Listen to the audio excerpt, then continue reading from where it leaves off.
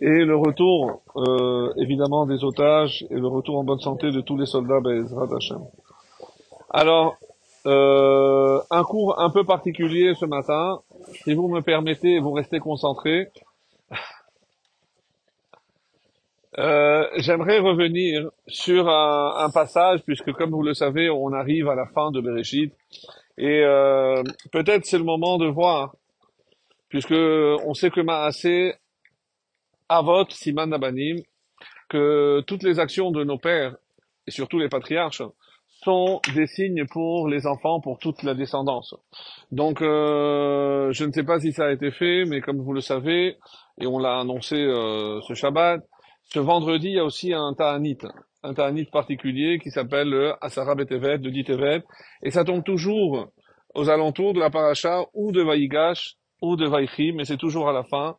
Le calendrier a voulu ainsi, et comme vous le savez, donc on doit être capable de trouver toujours des allusions dans la paracha sur les événements qui vont se dérouler dans la semaine. Donc on va essayer de faire cela aussi, et essayer de voir s'il y a une allusion aux jeunes du dit Tevet dans la paracha de Vaïgash que nous avons lu ce Shabbat.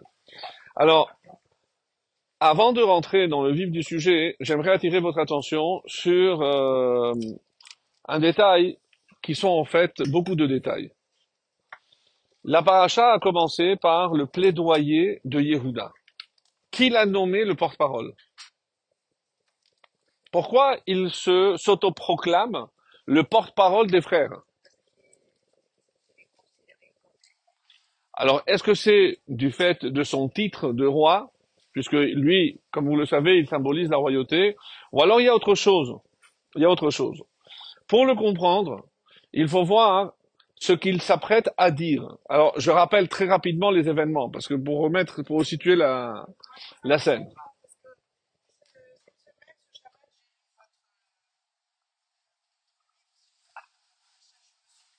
Ah, tant mieux, tant mieux, tant mieux. Oui, oui, il y avait... Merci beaucoup. Merci. Il n'y a pas de souci, merci. Les compliments, on les prend toujours. Alors, non, non, ce que je vais dire, évidemment, c'est pas dans les livres, enfin, dans certains livres, mais c'est de cette année. C'est, on va dire, une découverte de cette année. Alors, euh, qu'est-ce que Yosef cherche à faire? Il a beaucoup insisté sur le petit frère, et maintenant qu'ils se sont retrouvés, il a enfin retrouvé son petit frère, il va tout faire pour l'accuser de vol. Comment? En mettant la coupe à l'intérieur de sa sacoche. Et évidemment, donc on va fouiller, et qui on va trouver? Évidemment, le coupable, c'est Binyamin. Qu'est-ce qu'il cherche, Yosef, à faire? Ben, on croyait que c'est au contraire, c'est son frère, de sang, de mère, et c'est lui qu'il veut accuser. Alors, il veut mettre à l'épreuve ses frères. Est-ce qu'il veut voir là, les réponses que vous avez déjà entendues maintes fois? Mais il y a quelque chose aussi à laquelle on ne pense pas. C'est que si véritablement parmi les frères de Yosef, il y a des voleurs, qui sont ces voleurs? Tous. Parce que Gonev ish umcharo mot yumat. Celui qui vole littéralement, on parle ici de kidnapper. Que les choses soient bien claires. Dans les Aseret Adiverot, lorsqu'on parle lotignov, nous on traduit tu ne voleras pas. C'est faux. On ne parle pas de vol dans le sens de larcin, de prendre quelque chose qui appartient à l'autre. Dans les Aseret Adiberot, on parle ici de kidnapper, séquestrer. Et quelle est la peine si quelqu'un va kidnapper un frère? Mot yumat. C'est la peine de mort. Donc s'il y a des voleurs parmi les frères de Yosef, c'est tous à l'exception de Binyamin. Et donc c'est curieux que lui, par son agissement, il veut accuser maintenant Binyamin de voleur, alors qu'il est certain que c'est le seul qui ne l'est pas. Il veut voir la réaction des frères. Très bien. Et écoutons ce que, on sait que c'est Ménaché qui fait l'interprète entre les deux. Et qu'est-ce qu'ils disent? Vaïchapes bagadol. D'accord, vous dites que vous n'êtes pas coupable. Très bien, on va commencer à chercher c'est la fin de Miket. Donc on va chercher dans les sacoches de tous les frères. On a commencé par le plus grand, on a fini par le plus petit. Vaimatzea Gavia be'amtachat Binyamin. Et on a trouvé la coupe, on le sait sans surprise, dans la sacoche de Binyamin. Vaikreau simlotam. Est-ce que ce n'est pas une réaction extrêmement exagérée? Ils ont déchiré les vêtements. Ah, qu'est-ce qui s'est passé? Quelqu'un est mort? Il y a un deuil? Vayamos ish al chamoro vayashuvu aira. Ils se sont dépêchés de retourner pour voir maintenant. Ça y est, maintenant, ils ont le coupable. Vous rentrez chez vous, j'ai le coupable. Non. Vayavo Yehuda ve'echav beta Yosef. Vehu odenu sham. Et Yosef était là-bas, il attendait. Vaipelu lefanav arsa. Tout le monde est tombé à sa face. Yosef leur a dit, Maman, mais qu'est-ce que vous avez fait? Vous croyez que quelqu'un comme moi n'allait pas deviner que vous m'aviez pris quelque chose? Et nous, on pense que Vaïgash Yehuda, ce qu'on a lu ce Shabbat, c'est parce qu'il a fait un pas de plus, mais il a déjà pris la parole. La semaine d'avant, il a déjà pris la parole. Vayomer Yehuda, Manomar, Ladoni, Uman Edaber, Uman Isadak. On ne peut rien dire, on ne peut pas se justifier, mais c'est pas par rapport à ce que tu crois. Ça n'a rien à voir, ni avec Binyamin, ni avec la coupe, mais rien du tout. Qu'est-ce qu'il dit? Ha Elohim matza et avon avadecha. Hachem a trouvé notre faute à nous. Qu'est-ce que ça a été la coupe? C'est l'élément révélateur, c'est ce qui a réveillé en quelque sorte la conscience de tous les frères. Hinenu avadim ladoni. Alors on est prêt à être tous des serviteurs. Gamanachnu, nous et celui qui était coupable. Vayomer, Yosef dit, Halil ali shalom. Ha'ish asher nimtza gavia, celui chez qui j'ai trouvé la coupe, hu yiheli aved, lui sera l'esclave. Ve'atem, alu le shalom el avichem. Retenez ce mot parce que, bien sûr, ils sont en Égypte. Alu, c'est clair. C'est quoi les shalom?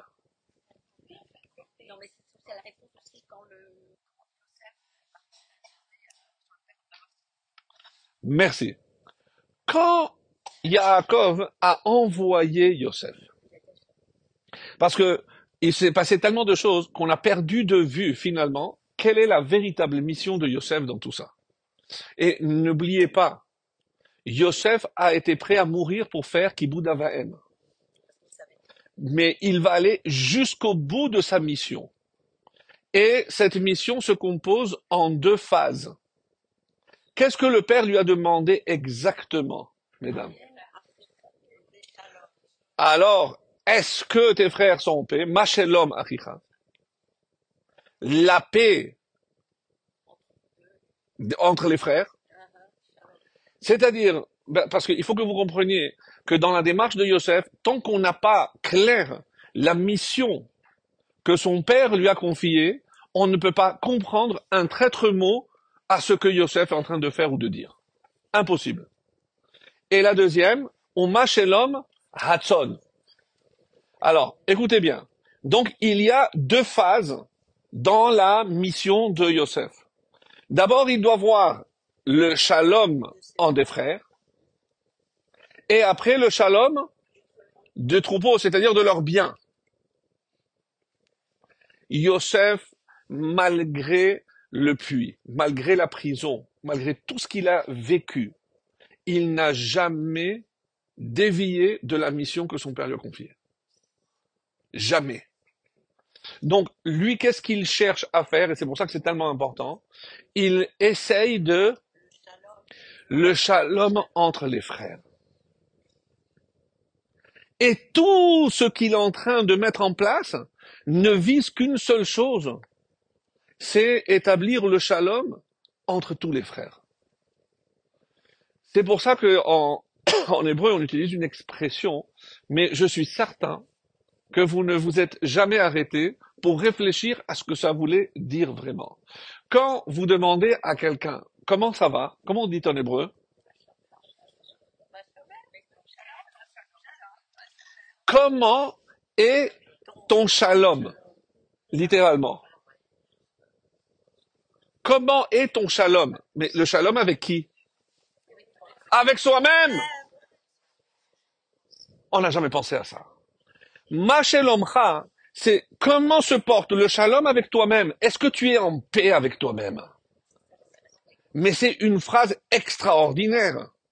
Parce que quand je m'intéresse vraiment à l'autre, est-ce que, et c'est tout est contenu dans ce mot, est-ce que tu es en paix avec toi-même? C'est-à-dire, est-ce que tu fais ce que tu as envie de faire? Est-ce que tout se passe comme toi tu désires? Est-ce que je suis en paix avec moi-même? Comment tu vas, ça veut rien dire. Et même en hébreu, manishma, comment ça s'entend? Mais ça dépend de qu'est-ce que j'entends. Ça dépend comment ça s'entend. Mais Mashelomcha contient, non, maintenant c'est moins que ça. Hein? On parle plus maintenant. C'est incroyable. Donc, comprenez bien, mesdames, que pourquoi? Parce que quelqu'un qui n'est pas en paix avec soi-même ne peut rien faire d'autre. Tant que je ne suis pas en paix avec moi-même, je ne peux rien réaliser dans ce monde. Parce que je ne suis pas comme il faut pour pouvoir faire ce que je dois. C'est aussi simple. Ça se cache dans la question de Yaakov à Yosef. Tu es le seul, Yosef, tu es le seul qui peut ramener le shalom entre les frères. Et c'est pour ça que je te confie cette mission. Tu auras des embûches et ils feront tout pour te casser. Mais Yosef, c'est un roc. Il va jusqu'au bout. Et dans ce terme ici, c'est bon. Maintenant, vous avez un coupable. Alou le shalom. Allez voir votre père et dites-lui que vous êtes en shalom. On a un coupable. On s'est défait du deuxième frère. Entre parenthèses. Donc tout va bien dans le meilleur des mondes. Et on va y gâcher la Yehuda. Là, il a provoqué et il a eu. Et là commence le plaidoyer de Yehuda. Je suis désolé. Je suis désolé de vous le dire. Mais il n'y a pas un seul mot de vrai dans tout ce que Yehuda dit. Je vais vous le démontrer. Vous n'allez pas me croire sur parole, parce que je vous dis, c'est pas possible, la Torah, c'est émet. Peut-être que la Torah est émet, mais il n'y a pas un mot prononcé par Yehuda qui correspond à la réalité. Et surtout que nous, on a vu le film avant, donc on sait ce qui s'est dit avant. Écoutez, je prends des exemples. Je prends la parole, dit Yehuda, je suis venu te dire une seule chose, davar. Mais, comme tout bon avocat, il va faire une introduction. En fait, et si je vous demandais, et c'est ça la réponse que j'attendais, c'est pourquoi c'est Yehuda qui prend la parole?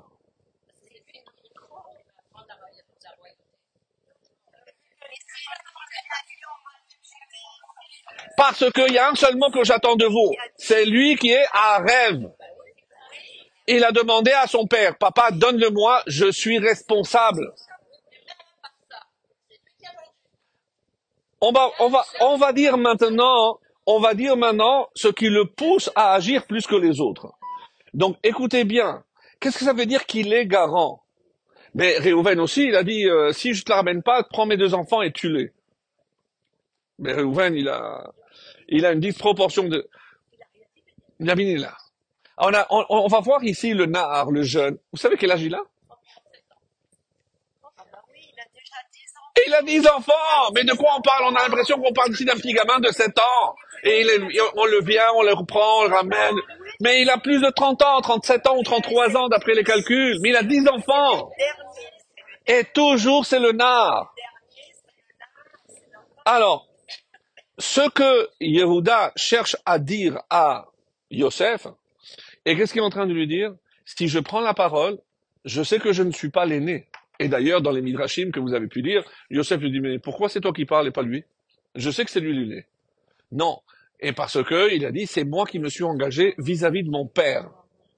Donc c'est moi qui, aujourd'hui, dois prendre la défense. Alors, dis, je dois te dire que c'est moi le garant. Non, une petite introduction. Ok, on écoute. Adoni Sha'al, est-ce que Hayesh Lachem Av Oar? Je vous défie, prenez le livre, regardez toutes les parachutes d'avant et montrez-moi où Yosef a posé cette question. Il n'y a pas.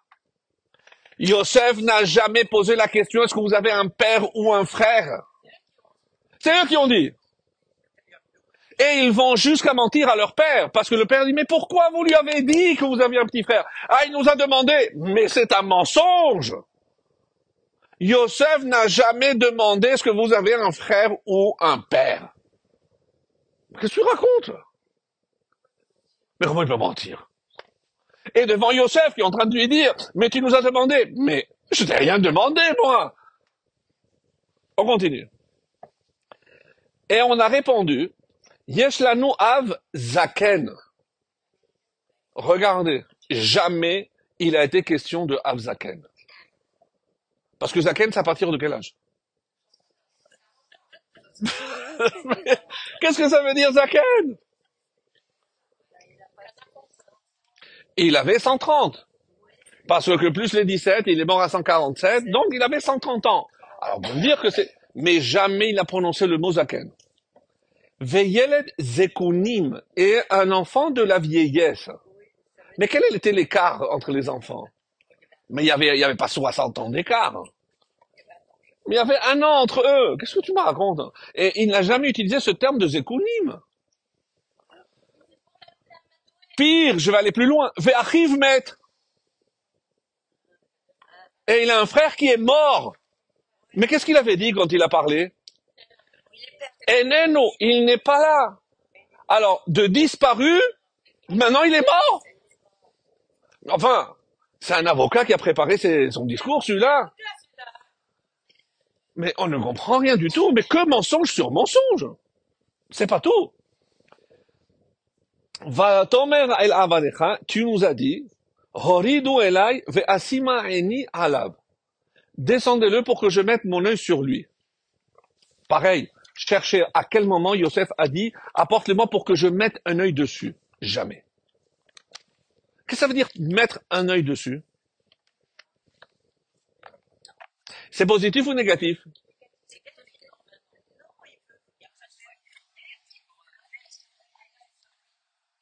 En français, garder un œil sur quelqu'un, c'est quoi? C'est le protéger. C'est le protéger. Donc généralement, ici, c'est dans un sens positif. Mais de toutes les façons, c'est une pure invention de Yehuda. Puisque Yosef n'a jamais dit ça. Il n'a jamais dit ça. Vous êtes des Meraglim, et si c'est vrai, alors apportez-moi ce petit frère, et si c'est vrai, alors vous dites vrai. Mais sinon, vous êtes des Meraglim. Mais il n'a jamais dit pour mettre un œil dessus, rien du tout. Et alors, on a dit, Lo uchalana la'azov et aviv, il ne peut pas abandonner, parce que ve'azav et aviv va mettre, parce que s'il abandonne son père, il va mourir. Qui va mourir? Alors, nous, on se dit, le père peut mourir de peine parce qu'il a perdu un. Mais c'est pas le sens de ce terme. Parce que comme en chemin, ils ont une malédiction sur le chemin. L'autre, il est mort sur le chemin. Et si lui, il prend le chemin, il va mourir aussi. Pas Yaakov, mais le petit frère. Vous comprenez que c'est une lecture, mais ça n'a rien à voir avec ce qu'on a entendu. Je continue. Si jamais vous ne descendez pas, vous ne reverrez plus jamais ma face. Yosef, il a dit cette phrase. Vous savez, le seul qui a dit cette phrase avec ces termes-là, c'est le pharaon à Moshe. Vous ne verrez plus ma face. Mais Yosef n'a jamais dit cette phrase. Je ne comprends pas. Mais il ne fait qu'inventer Yehuda. Mais il croit que comme ça, il va l'avoir. Comment il peut dire, tu as dit, alors qu'il n'a pas dit?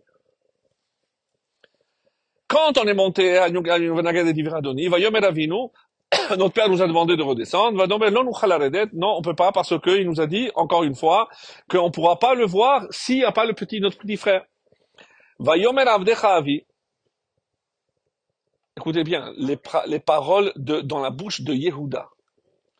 Notre père nous a dit, Atem yedatem, vous savez très bien, ki shenaim yaldali ishti.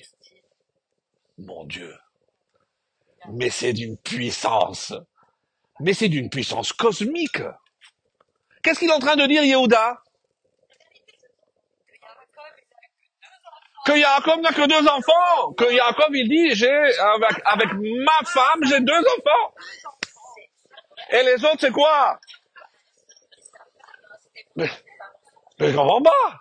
Shenaim yaldali ishti. C'est Yehuda qui dit ça à Yosef en parlant de Yaakov.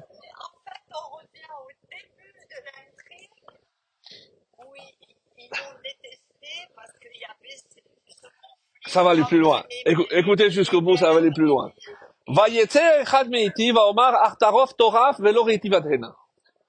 Il a certainement été dévoré. Mais alors, comment je sais qu'il est mort? Mais tu viens de dire qu'il est mort. Là, maintenant, tu dis qu'il s'est fait dévorer. Et qui dit ça? D'après, c'est Yaakov, je ne l'ai pas vu. Mais s'il est mort, il va le voir comment? En rêve? Mais tu te contredis, Yehuda. Moi, je suis Yosef et j'écoute Yehuda dire tout ça. Mais c'est quoi ce discours? Il vient de me dire qu'il est mort. Maintenant, il dit que son père, il a dit que je ne l'ai pas vu. Mais comment tu vas le voir s'il est mort? Mais je n'ai pas compris. Il y a quelque chose qui ne va pas. C'est un discours qui n'a aucun sens. Et c'est ça, mais on a envie de dire que Yosef se lève et dit, mais Yehuda, mais qu'est-ce que tu racontes? Moi, j'ai jamais dit tout ça. C'est ça ce qui est encore plus étonnant. De Yehuda, je ne sais pas ce qu'il cherche, mais Yosef, il entend mensonge sur mensonge et il dit rien.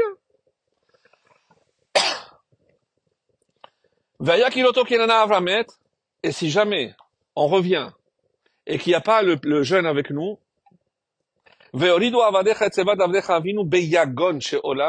le faire descendre. Beyagon sheola. Il n'y a pas marqué cette expression. Le père, il a dit ra'a sheola. Il n'a jamais dit beyagon. Yagon, c'est la souffrance. Qui avdecha. Attendez. Quelque chose d'intéressant. La première vérité apparaît. Qui avdecha arev et anar. Maintenant je commence à comprendre. Parce que ton serviteur, donc moi, Yehuda, je me suis porté garant, et un nahar, par rapport aux jeunes, mais im avi, par rapport à mon père. Et qu'est-ce que je lui ai dit, il est mort, im lo avienu elecha, si jamais je ne te le ramène pas, vechatati lecha kolayamim. Que disent les commentaires? Et dans ce monde et dans le monde à venir. Je serai responsable de sa disparition dans ce monde et dans le monde à venir. Voilà quelque chose d'intéressant. C'est la seule vérité dans ce discours. La seule vérité dans ce discours.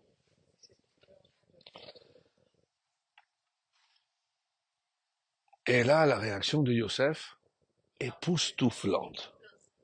Velo yachol Yosef lehit apek. Yosef ne peut plus se retenir. En français, il ne peut pas.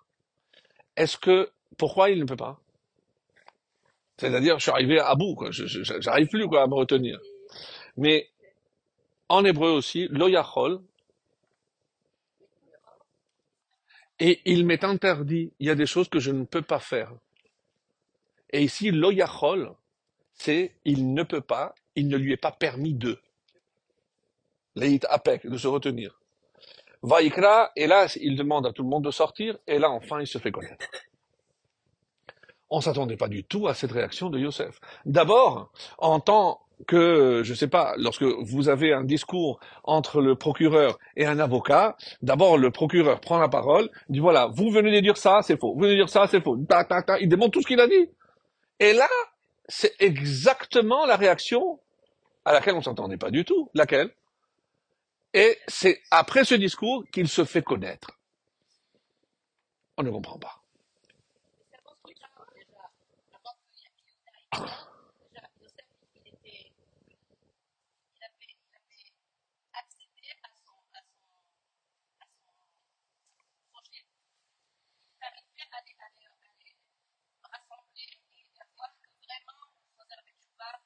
Alors, je reviens maintenant sur la mission de Yosef. Vous vous rappelez?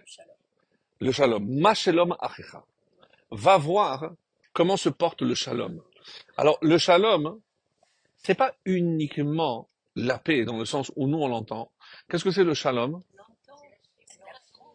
Alors, il y a un terme en français qui correspond, je pense, le mieux, c'est l'harmonie. Ce que nous on appelle dans les Aseret, dans les 10 séphirotes, Tif-Eret. Pourquoi? Qu'est-ce que c'est généralement l'harmonie? C'est lorsque j'ai deux éléments qui ne sont pas forcément compatibles, mais lorsque ils vont ensemble, alors ça crée quelque chose d'harmonieux. Et c'est pour ça que shalom, c'est de shalom, c'est quelque chose qui est complet. Complet parce que j'ai pris plusieurs parties. Est-ce que vous vous rappelez des rêves de Yosef? Vous vous rappelez qu'avant les astres, il a rêvé de quoi? Des gerbes. Et des gerbes. Mais alémim alumim. Mais il ne dit pas que c'était moi. Mais vehine anachnu, on était tous en train de ramasser. Ça veut dire vous aussi, pas que moi. Et qu'est-ce que ça veut dire? Mais alémim alumim. Donc je prends une gerbe, je la mets à côté d'une deuxième, une troisième, une quatrième, et après je forme une gerbe de plusieurs petites. Qu'est-ce que c'est notre mission? De réunir tous les juifs sous la même coupole. On doit créer une gerbe à partir de tous les juifs. Et c'est ce que Yosef est en train de dire à ses frères. Et après, on s'en rentrait après dans les explications un peu plus profondes. Mais c'était quoi leur mission en Égypte? De rapporter, ça c'est, Shever. Non. Ça va beaucoup plus loin. Bon, je lance comme ça, sans expliquer. Après la faute, bravo. Après la faute de Adam, on dit qu'il y a des étincelles de sa neshama qui se sont éparpillées partout. Et Yaakov a vu Yesh Shever. Je sais qu'il y a là-bas, Shever, c'est les, Shever, mais c'est aussi Shevarim, etc. Et Yesh Bar. Et Bar, c'est 200, mais c'est 202. Donc il dit, il y a là-bas exactement combien de nitzotzot, et il faut aller là-bas en Égypte pour ramasser ces nitzotzot. Parce que réfléchissez, mesdames, Yosef, avec toutes ses qualifications, tout ce qu'il avait reçu de son père, il va passer toute sa vie en Égypte à diriger l'Égypte, sincèrement. C'est pas un gâchis. Non. Parce que chez l'homme, achecha, dans la mission du Père, il faut que toi et tes frères soyez capables de ramasser toutes les étincelles perdues. C'était ça la mission. Exactement. Il y a plusieurs réponses. Mais oui, parce que Rav, c'est Bar. C'est la même chose. Oui, c'est sûr que ça. Bref. Donc maintenant, si je reviens et je dis, mais comment je peux donner, on va dire, un saut d'authenticité à ce discours que je viens de démontrer comme faux et mensonger? Parce que ce que Yosef, et il est conscient de cela, vous savez ce qu'il est en train de faire Yehuda? Il ne parle pas à Yosef. Il se parle à lui-même, mais plus que ça, il parle à Hachem. Vaïgash Elav, Yehuda. À qui? Il n'a pas marqué Yosef. Biadoni, mon Seigneur. Yedaberna Avdecha, ton serviteur va te parler. Mais à qui il parle? Il parle à Hachem. Yosef l'a compris depuis le début et c'est pour ça qu'il ne pipe pas, quand on dit en français, il ne pipe pas un mot. Il dit, je le laisse faire. Il est en train de faire sa mea culpa. Adoni Sha'al. Alors il commence. Et vous savez ce que c'est Zekunim? Zekana Chochma.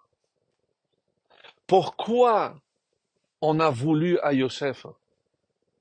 Parce que c'est celui qui avait réussi à recevoir toute la sagesse de notre père.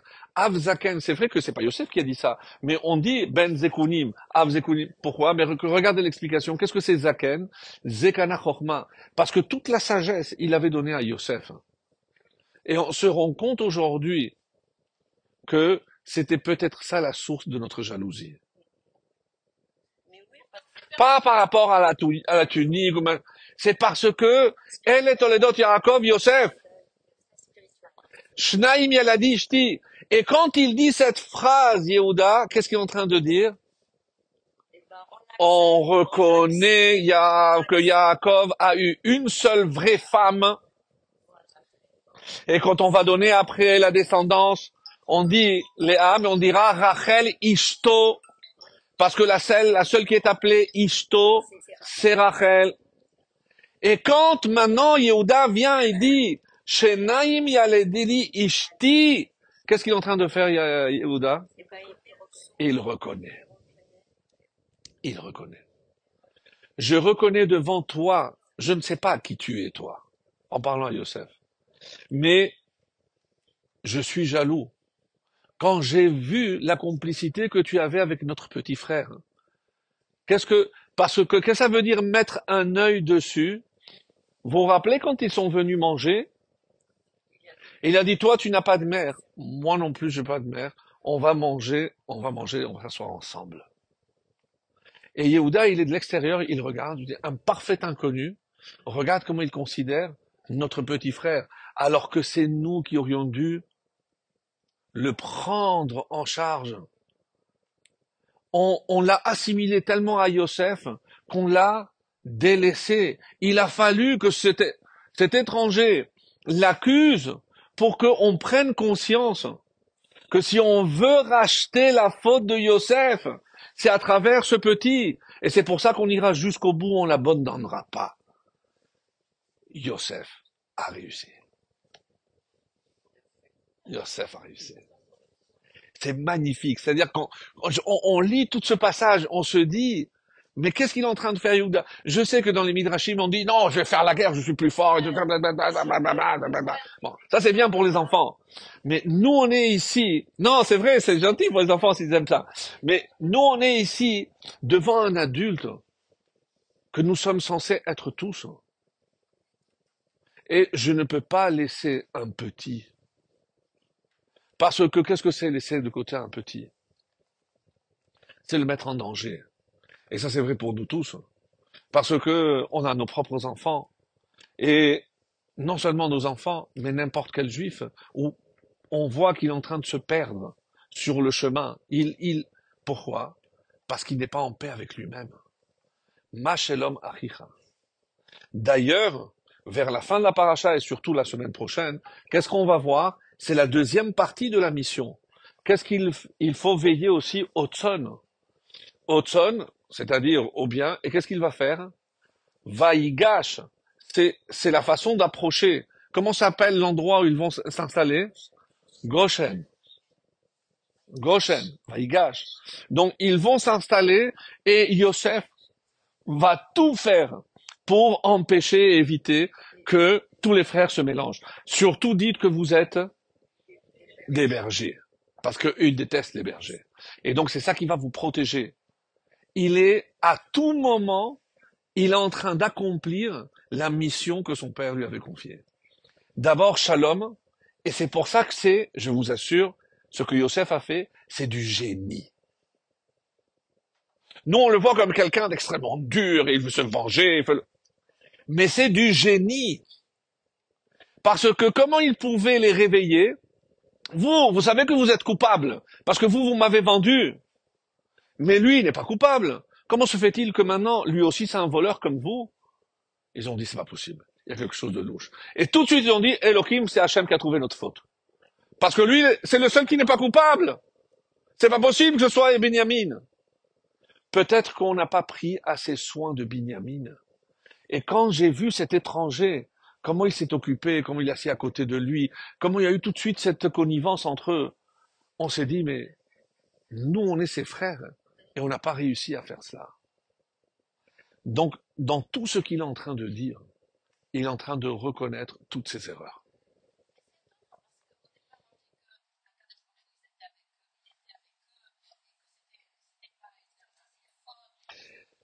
Ça, c'est une autre analyse. C'est le discours de Yosef après qu'il se soit fait reconnaître. Et ça, puisqu'on a encore un peu de temps, je vais aussi y parvenir. Donc, ça, c'est la première partie. C'est le discours de Yehuda. Pour vous démontrer que, même si en apparence, ce sont des mensonges, mais c'est pas du tout des mensonges. Parce que, il est en train, comment il va être en shalom avec les autres frères? Il travaille sur son shalom. Parce que tant qu'il n'est pas en paix avec lui-même, il ne peut pas, et il sait que lui, c'est le dirigeant de tous les frères. Donc, il faut qu'il arrive à être en paix avec lui-même. Comment? En reconnaissant sa part de culpabilité dans ce qui s'est passé. Donc, si je lis tout ce discours en écoutant, en prêtant l'oreille à quelqu'un qui sait qu'il est coupable et qu'il n'a pas fait le nécessaire, à ce moment-là, je comprends pourquoi Yosef ne dit rien. Il le laisse parce qu'il sait que ça va aller dans le but qu'il recherchait depuis le début. Maintenant, quelle est la réaction de Yosef? Pourquoi il fait sortir tout le monde? Parce qu'il pleure. Yosef qui nous apparaît, en tout cas une lecture superficielle, comme quelqu'un d'extrêmement dur. Il a enduré ce qu'il a enduré. Il était dans le puits, injustement, il a été jeté dans un puits par ses propres frères. Et vous savez qu'il y a un midrash peu connu qui s'appelle le Sefer HaYashar, qui nous dit que lorsqu'ils l'ont jeté dans le puits, il pleurait, il implorait, pas il pleurait, il a imploré. Je dis, mais pourquoi vous cherchez à me faire du mal? Je suis votre frère. Qu'est-ce que vous allez raconter à votre père? Quand il dit Yesh lanu av o ach, c'est la question qu'on aurait dû nous poser quand on a jeté. Est-ce que des frères font ça à un frère? Et est-ce qu'on peut dire qu'on a un père lorsqu'on sera obligé de lui mentir sur ce qu'on a fait à son propre fils, à notre frère? Yesh lanu av o ach, c'est eux qui se posent la question. C'est pas Yosef. Yosef n'a jamais posé cette question, mais c'est nous qui aurions dû nous poser la question. Comment je vais faire? On va faire ça à Yosef. Qu'est-ce qu'on va dire à notre père? Comment on pourra regarder son autre frère, Binyamin, en sachant que nous sommes coupables de l'avoir tué? Ça, c'est jamais à voir. Ça n'a rien à voir avec ce que Yosef a dit. C'est ce que eux se disent. Donc, qu'est-ce qu'ils ont fait? Pour ne pas l'écouter, ils se sont éloignés. Ils n'arrivaient plus à supporter les plaintes et les pleurs de Yosef. Pensez à ce que vous allez entraîner comme souffrance à notre Père, quand il saura ce que vous m'avez fait. Et ils s'éloignent pour manger, et là, il y a des Midianim qui arrivent. Ils cherchaient de l'eau. Ils se penchent et ils voient un jeune. Et ils le sortent, et ils viennent au courant. Qu'est-ce que vous faites? Je dis, mais non, c'est notre esclave. Ils les regardent. Vous savez ce qu'ils ont répondu? Mais qu'est-ce qu'ils disent les Midianim? C'est curieux. En le regardant, on a l'impression que c'est lui le roi et vous ses serviteurs. Non, ce Midrash, il a connu. C'est les Midianim qui ont vu Yosef, parce que Sefer HaYashar, à Midrash. Mais il a l'air d'un roi. C'est vous, les esclaves. Ils se regardent tous. Je dis, qu'est-ce que vous voulez faire? Et après arrivent les Ishmaélim, je dis, nous, on l'achète. Donc, mais ils étaient en train de chercher de l'eau. Je dis, mais comment ils ont vu la personnalité, ils ont vu à 17 ans seulement. Il avait déjà un port royal. Et ça, c'est après avoir pleuré. Combien de fois, en tout cas sans les Midrashim, combien de fois Yosef pleure dans les parachiotes? Ici avec les frères, avec Binyamin, lorsqu'il a pleuré sur le coup. C'est Yaakov. C'est Yaakov. Alors, répertorié dans la Torah, sans les Midrashim, il y a 6 fois. 6 fois. Dont 2, c'est à cause du père. La première fois, c'est lorsqu'il voit son père, après 22 ans de séparation. Et l'autre fois, c'est à l'enterrement. À l'enterrement, il a pleuré. Donc 6 fois.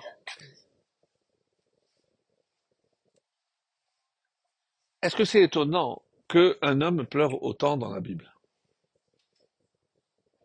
Oui, oui. Yaakov, alors il y a le Ramban qui n'est pas d'accord avec Rashi.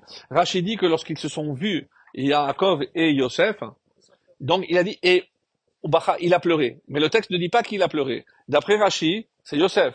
Ramban dit non, c'est Yaakov qui a pleuré. C'est Yaakov qui a pleuré. Donc Yaakov aurait pleuré 2 fois.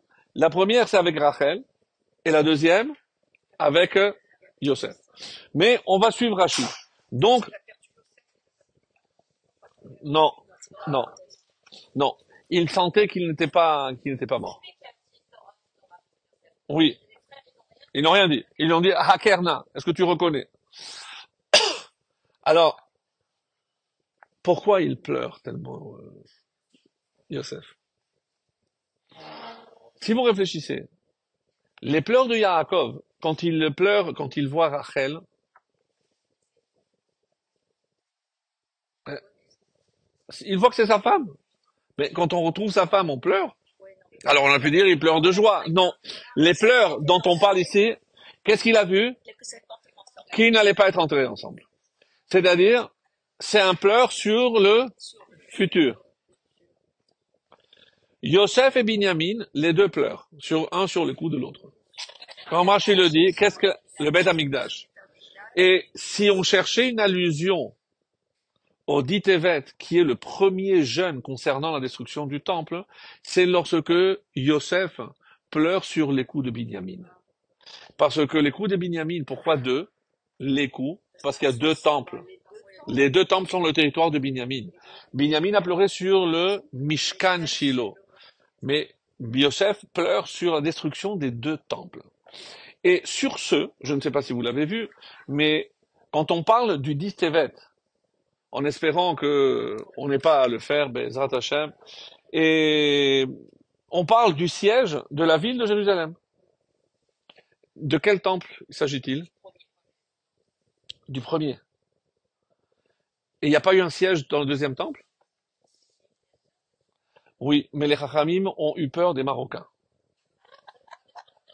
Très sérieux. Non, non, non, je suis très sérieux. Pourquoi? Parce que vous savez quand c'était le siège du deuxième temple? Le 22 Nissan, c'était la Mimouna. Vous croyez qu'on va enlever la Mimouna aux Marocains? Ils renient la religion. Ils ont eu peur, ils ont dit non, regarde la famille.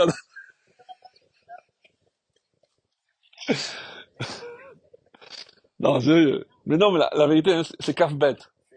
Kafbet Nissan. Prenez les livres. Kafbet Nissan, c'est vrai. Mais ils ont eu peur. Non, non. Mais c'est pas logique. Vous êtes d'accord avec moi, hein, que toutes les dates qui concernent le premier temple, une fois que le deuxième a été reconstruit, eh ben c'est fini. Pourquoi je continue à rappeler les dates du premier temple? C'est pas logique. C'est pas logique. La destruction, c'est le 9. Bon, il se trouve que les deux, c'était le 9, donc ça tombait bien. Mais là, pour le siège, du coup, on comprend pas très bien.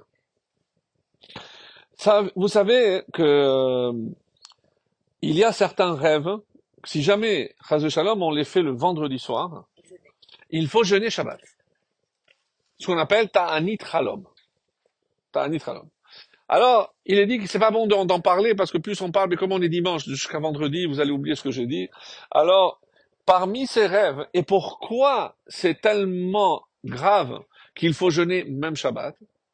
Parce que chaque rêve symbolise par exemple soit des souffrances, soit des maladies, soit la mort, lorsqu'on voit un Sefer Torah ou une synagogue brûlée, Chas Shalom, lorsqu'on tombe d'un cheval, ça veut dire qu'on va tomber de notre statut, et ça c'est très grave parce on va être déchu, etc.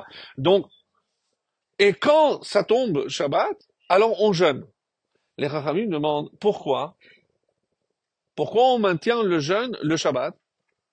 Parce que ce sont des jeûnes de prémonition sur le futur. Avant que Hillel ne fixe notre calendrier, le jeûne du dit Tevet pouvait tomber Shabbat. Et on jeûnait. Stop. Pour Tisha B'Av, ça peut tomber Shabbat? Oui. Qu'est-ce qu'on fait? Les Pur'anut, les malheurs, on les repousse jamais en avance. Comme les jeûnes, tous. Bon, Kippour, c'est d'Oraita, mais c'est pas lié au temple. Donc, le 9 Av, qui est le symbole de notre malheur par excellence. Donc, lorsque ça tombe Shabbat jusqu'à aujourd'hui, eh ben, on commence le jeûne, Motsai et Shabbat, et dimanche. On repousse. Et donc, on va jeûner le 10 Av et pas le 9. Certains disent que c'est très bon signe. Pourquoi? Parce que on est le 9 Av et on mange même de la viande. C'est Shabbat. Il faut penser à ça. Ah, j'ai pas compris. Alors, le dit Tevet est plus grave que le 9 Av, parce que s'il tombait Shabbat d'ailleurs, cette année, c'est vendredi, et on va rentrer Shabbat en Ta'anit. On va casser le Ta'anit avec le Kiddush qu'on fera. Alors, c'est extrêmement rare, parce que dès qu'un jeûne tombe le vendredi, soit on le passe à jeudi, ou vraisemblablement, plus quand on le passe à dimanche. On ne laisse pas un vendredi. C'est le seul qui est gardé le vendredi. Si j'ai bien compris, lorsqu'il s'agit du futur, comme pour les rêves, donc on jeûne même Shabbat. Mais ce qui est inexplicable, c'est un, pourquoi on a retenu la date du premier temple? Et deux, comment se fait-il que même si avant il tombait Shabbat, on jeûnait même le Shabbat?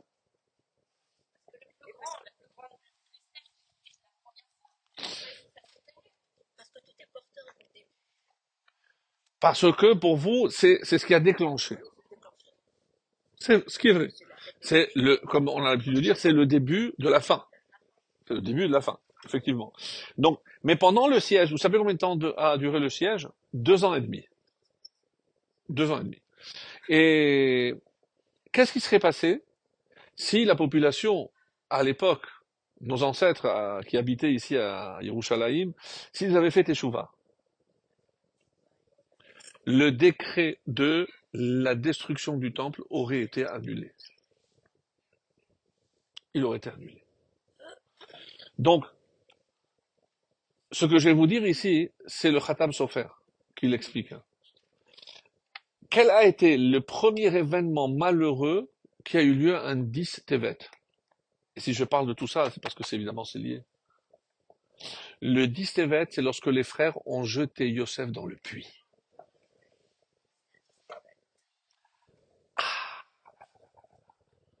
Donc, même la destruction du temple, qui va survenir presque 1000 ans après, 800 ans après, a été déclenchée par la vente de Yosef, ou en tout cas, dans un premier temps, par la tentative de meurtre. Et c'est pour ça, mesdames, que on dit que le 10 Tevet, il y a un siège, mais pas ici.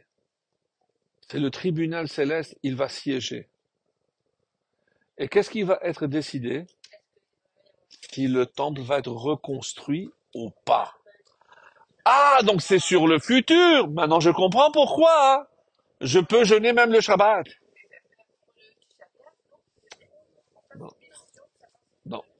Rien à voir avec le 9 Av. Le 9 Av, on le repousse, rien. Quoi?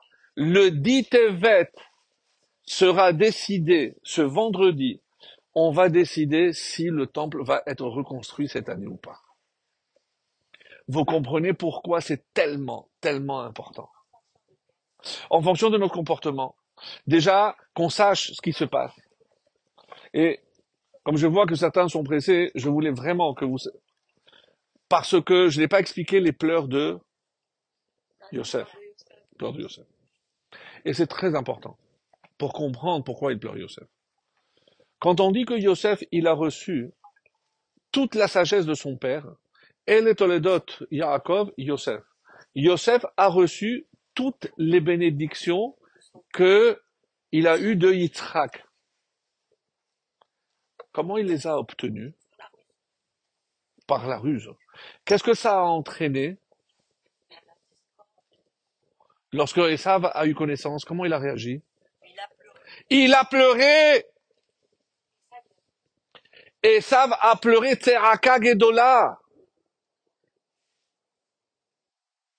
Quoi, même les pleurs d'un rachat? Oui. Donc, il faut la capara pour ces pleurs-là. Yosef a compris que si on veut faire la capara des pleurs de Esav, comment on peut faire capara des pleurs? Par d'autres pleurs. Yosef pleure pour faire la capara des pleurs de Esav. Et parce qu'il a compris autre chose. C'est que malheureusement, à aucun moment, les frères lui ont demandé pardon. Vous allez chercher jusqu'à la fin de Bereshit. Jamais ils ne demandent pardon. Pire, ils ont dit non, parce qu'ils ont commencé à voir qu'il avait changé. Il ne les invitait plus pour manger ensemble. Mais nous, on connaît la réponse. Parce que, à la place, quand son père était vivant, c'est son père qui siégeait à la tête de la table. Et lui, parce que comme c'est son père, il était sur le côté. Maintenant que le père est mort, est-ce que c'est lui qui se met là-bas ou il doit mettre Yehuda qui est, lui, maintenant, qui symbolise la royauté? Mais s'il met Yehuda, que vont dire les Égyptiens? Mais quoi, il donne à un frère alors que lui, c'est le roi ici? Donc, il était tellement pris dans... Il a dit, je les invite pas. Mais eux, tout de suite, sont fait des films. Un très beau midrash nous dit, après l'enterrement, ils sont revenus pour l'Égypte, et il a dit, attendez, je vais faire un détour. Le puits où vous m'avez jeté. Oh, celui-là, il nous a pas pardonné. Et qu'est-ce qu'il voulait? Pourquoi il voulait parler pas ça? Chez Asalines Bamakom Hazé. Il voulait tout simplement faire une bracha. Mais les frères, ils ont commencé à calculer. Oh, il n'a pas oublié. Alors, il se retenait parce que papa était vivant. Maintenant, papa n'est plus là. On est fichu, il va se venger de nous. Et alors, il dit, non, tu sais, papa, il nous a fait promettre que tu n'allais pas nous faire... Pipo. Pipo. Alors, et là encore, qu'est-ce qu'il fait, Yosef? Il pleure. Mais vous croyez que je vais faire du mal?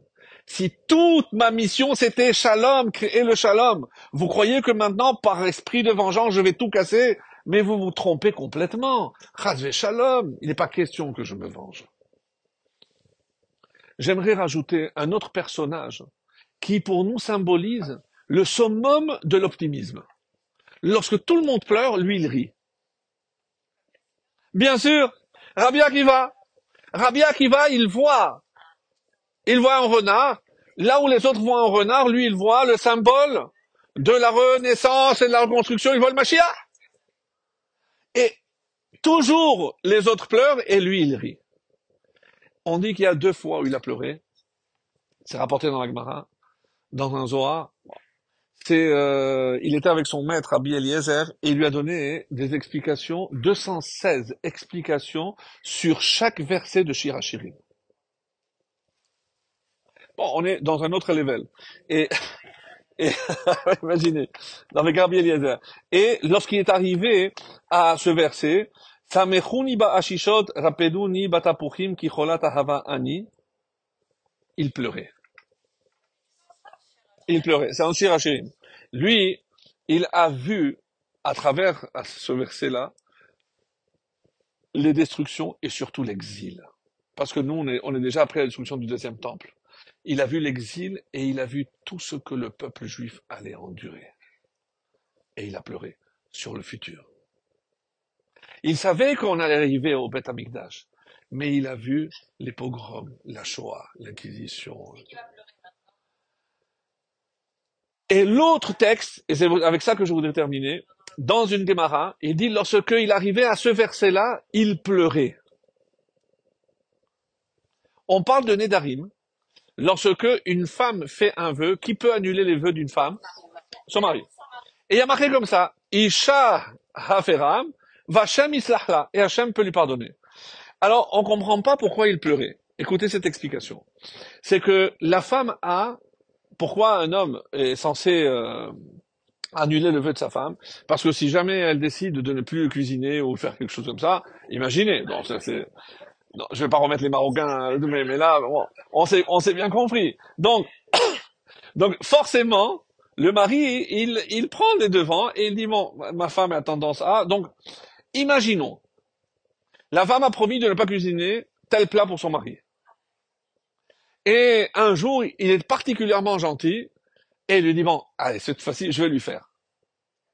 Mais normalement, elle est en train de contrevenir à son propre vœu. Mais il se trouve que son mari a de toutes les façons annulé. Donc, si le mari a annulé, et même si elle enfreint, alors quoi? Vachem Islachla, c'est très grave. Et c'est que Hachem qui pourra la pardonner. Il y a que Hachem qui peut lui pardonner, parce qu'il faudra qu'elle apporte un korban. Pourquoi? Parce que d'après elle, elle sait pas ce qui s'est passé.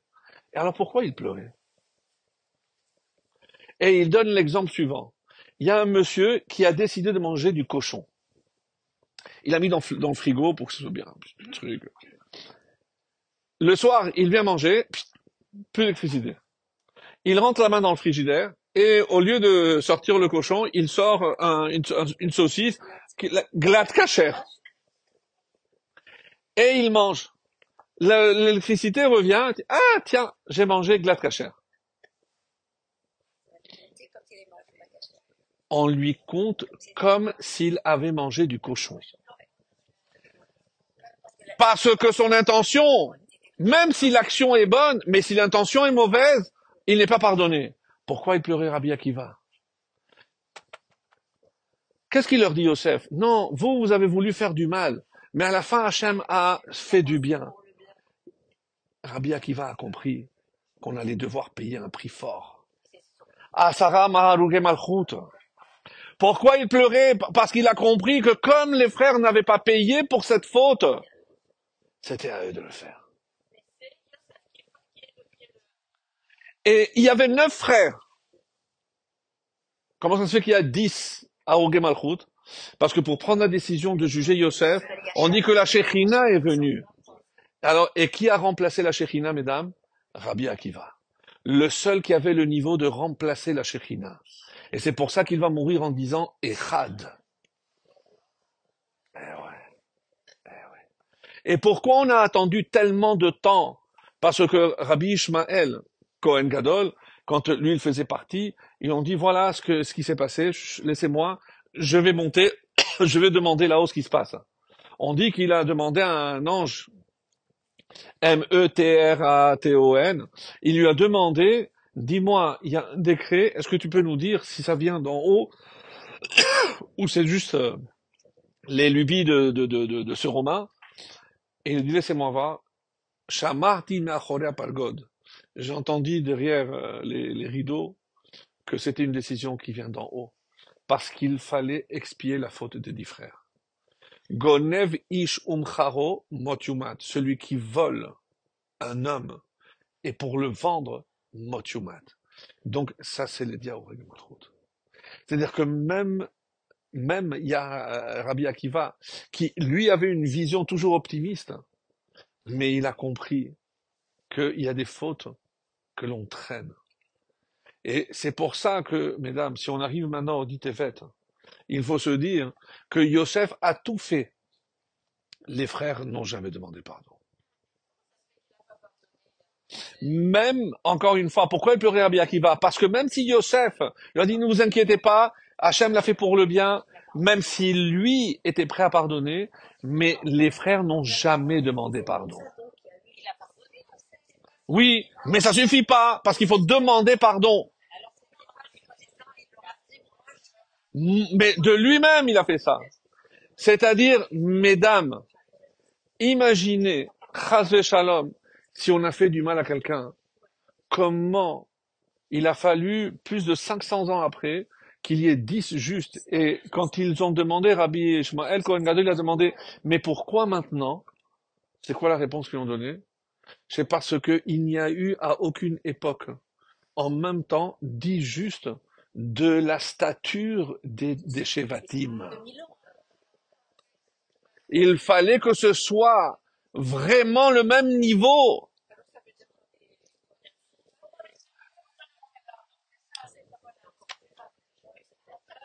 C'est dur. C'est très dur. Mais on nous dit que s'ils avaient demandé pardon, il n'y aurait pas eu de destruction de temple. C'est pour ça que pour que nous, maintenant, on ait le troisième Bezrat Hashem, eh ben, avant d'arriver au dit Tevet, parce que ça va être décidé, alors s'il y a eu des différends, et je vous demande pardon, parce que je me suis absenté. Je sais que vous m'en voulez chaque fois que je viens pas. En tout cas, Mechila, et c'est lorsque le shalom sera entre nous, alors personne ne viendra pour notre troupeau. C'est quoi le troupeau? C'est notre terre sacrée. Personne ne viendra nous réclamer parce que la terre nous revient. Shavua tov, Mazal tov.